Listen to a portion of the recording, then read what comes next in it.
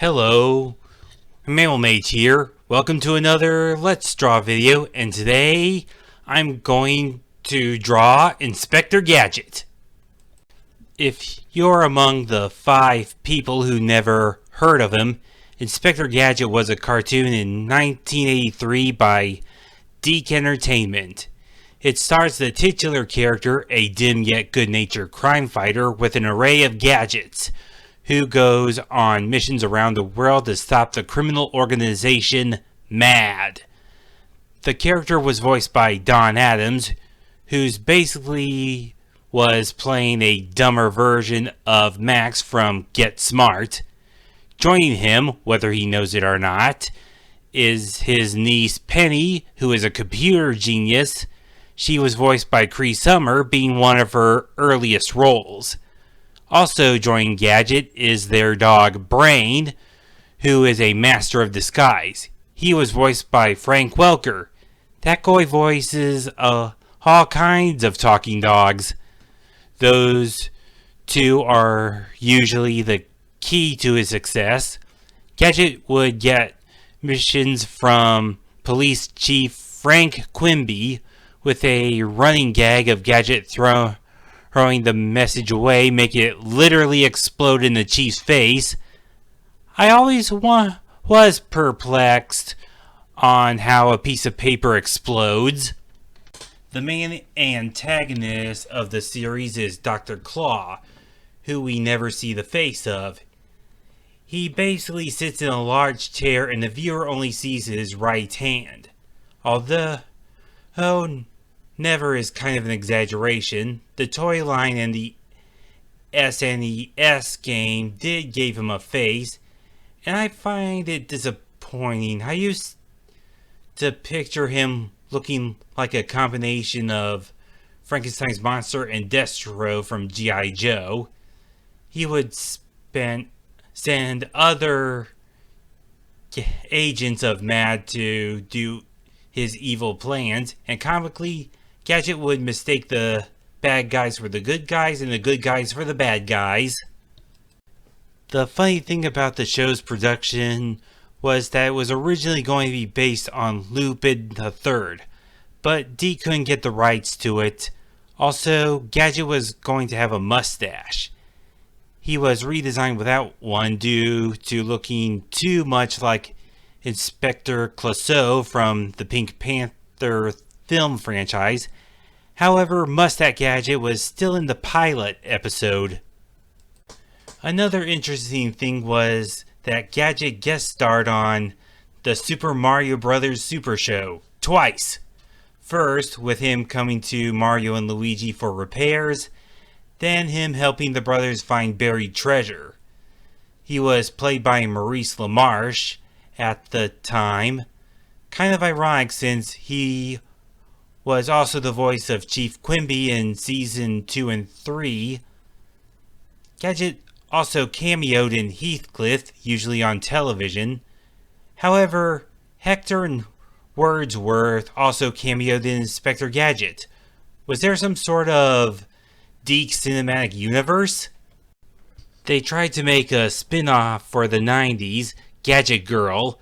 However, it kept getting reworked till it became Gadget Boy and Heather. It features a child android and an agent of Interpol. Around the same time, they did something weird with Inspector Gadget. They gave him a new show, Inspector Gadget's Field Trip, but instead of being completely original, it was scenes of Gadget from the 80s cartoon and have them overlap with live-action stock footage. It was also kind of weird that the normally dumb guy all of a sudden knows a lot about geography and culture. In 1999, Disney made a live-action movie with Matthew Broderick as Gadget and Rupert Everett as Dr. Claw. It even gave Gadget an origin story where he was a security guard in an accident. It was an okay movie. They gave the Gadgetmobile a personality. I think Kit from Knight Rider if he acted like Eddie Murphy. One thing that bothered me about the movie is that Claw was fully on screen, hamming it up. I used to be annoyed that we never see his face in the old cartoon, but now I realize that's one of the reasons he was so intimidating. Like those movie monsters you don't see till the climax of the movie. It got a direct-to-video sequel with new actors. In that one, the under half of Dr. Claw's face was covered. I guess they wanted to fix what they broke. And he didn't just get live-action movies, he also got a couple of animated movies too. The first, Inspector Gadget's Last Case, was about him hitting rock bottom and having a rocky relationship with the Gadgetmobile, who can talk in this one too, and a new crime fighter shows up who is really Dr. Claw in disguise. In truth, this is more the Gadgetmobile's movie than Gadget himself. Then there's the movie made by Lionsgate Home Entertainment, Inspector Gadget's Biggest Case Ever. In this film, Dr. Claw escapes from prison and tries to steal an egg that contains a dragon-like creature. It was Gadget's first time in CGI, and personally, I think it's the better of the two films. After the release of the first live-action movie, there was plans for a new Gadget cartoon, G.I. Gadget.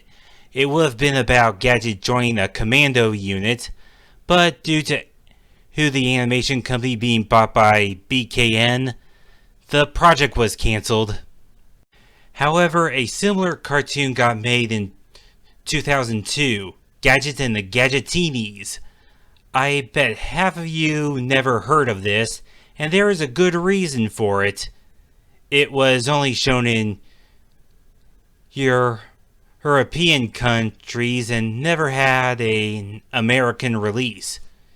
Anyways, it has Gadget becoming a lieutenant in the World Organization of Megapowers, WOMP for short, and now gets missions from Colonel Nosier, which everyone mispronounced Nosehair for the sake of a running gag. And he has less patience with Gadget than Chief Quimby did. Their relationship is no different than SpongeBob and Squidward. Brain went into early retirement due to a nervous breakdown, so Penny built a pair of robots, the Gadgetinis, to act as Gadget's backup. The silly Fidget and the sarcastic Digit. Thankfully, they are more competent than the real Gadget.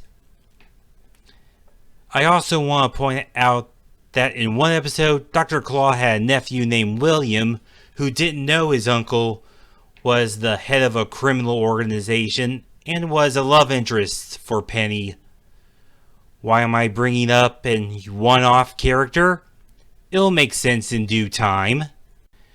In 2009, there was supposed to be a new series to celebrate the franchise's 25th anniversary. It would have had a relative darker tone, anime-inspired, a 2D/3D combination, and would involve Gadget fighting Ghost. As awesome as all of that sounds, sadly, it ended up cancelled. Probably because Cookie Jar Productions buying Deke. However, Gadget did get a new cartoon in 2015. I'm seeing a pattern here. It's like only the even number of Gadget pitches get made. In this, Gadget comes out of retirement when Dr. Claw returns, and now Penny and Brain are junior agents. Also unique to the show was the inclusion of Dr. Claw's nephew, Talon. Much like William from the previous show, he also had a crush on Penny. But that's where the similarities end.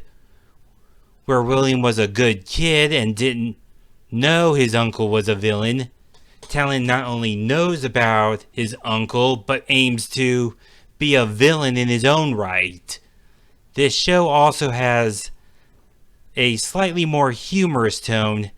Dr. Claw also became sillier and pettier. In one episode, his plan was to make a musical so bad that it ruins all others.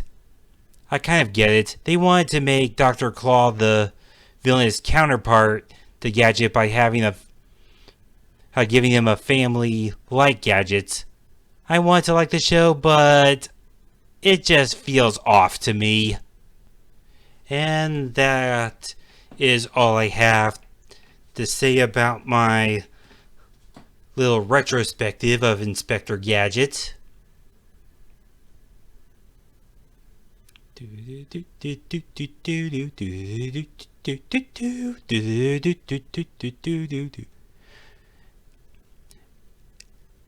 And there you have it, Inspector Gadget, ready to hunt down Dr. Claw and any of his henchmen. I just hope he doesn't just arrest his dog instead like he normally does. And I think we learned a very important lesson. If you're gonna pitch a Gadget cartoon, make a backup Bible just in case.